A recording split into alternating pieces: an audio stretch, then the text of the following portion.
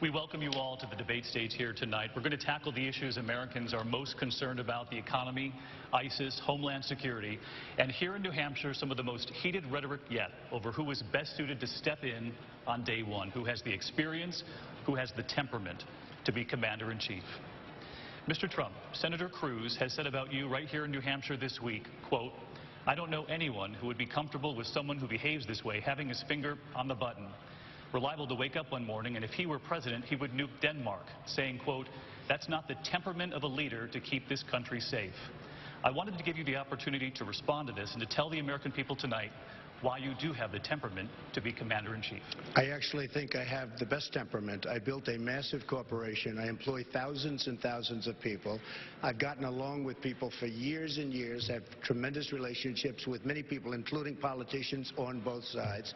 And no matter how you cut it, when I came out, I hit immigration. I hit it very hard. Everybody said, oh, the temperament, because I talked about illegal immigration. Now everybody's coming to me. They're all trying to say, oh, well, he's right. We have to come to him.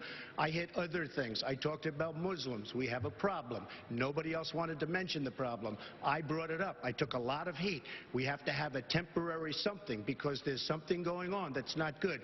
And remember this, I'm the only one up here. When the war of Iraq, I was the one that said, don't go, don't do it, you're going to destabilize the Middle East. So I'm not one with a trigger. I'm not one with a trigger. Other people up here, believe me, would be a lot faster. But I'll build the military stronger, bigger, better than anybody up here, and nobody's going to mess with us. That I can tell you. Mr. Trump, thank you. I want to bring this back to Senator Cruz then, because, Senator, you did say of Trump's behavior this week, that's not the temperament of a leader to keep this country safe. Why not? Well, you know, David, the assessment the voters are making here in New Hampshire and across the country is they're evaluating each and every one of us. They are looking to our experience. They're looking to our knowledge. They're looking to our temperament and judgment. They're looking to our clarity of vision and our strength of resolve. The world is getting much more dangerous. We've had 7 years with Barack Obama in the Oval Office, a commander-in-chief that is unwilling even to acknowledge the enemy we're facing. This is a president who, in the wake of Paris, in the wake of San Bernardino, will not even use the words radical Islamic terrorism, much less focus on defeating the enemy. I am convinced every individual standing on this stage would make a much better commander-in-chief than Barack Obama or Hillary Clinton or Bernie Sanders. And the primary voters are making the assessment for each of us who is best prepared to keep this country safe, to rebuild the military, to rebuild our Navy, our Air Force, our Army, our Marines, and to ensure that we keep America safe. Senator Cruz, I did ask about Mr. Trump. You said he doesn't have the temperament to be commander-in-chief. Do you stand by those words? I think that is an assessment the voters are going to make, and they're going to make it of each and every one of us. They are going to assess who is level-headed, who has clear vision, who has judgment, who can confront our enemies, who can confront the threats we face in this country, and who can have the judgment when to engage and when not to engage. Both are incredibly important for a commander-in-chief, knowing how to go after our enemies.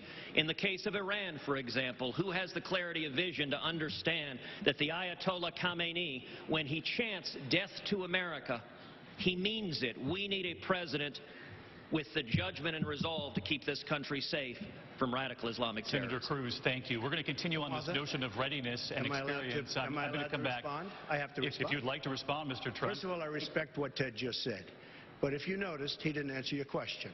And that's what's going to happen. It's okay.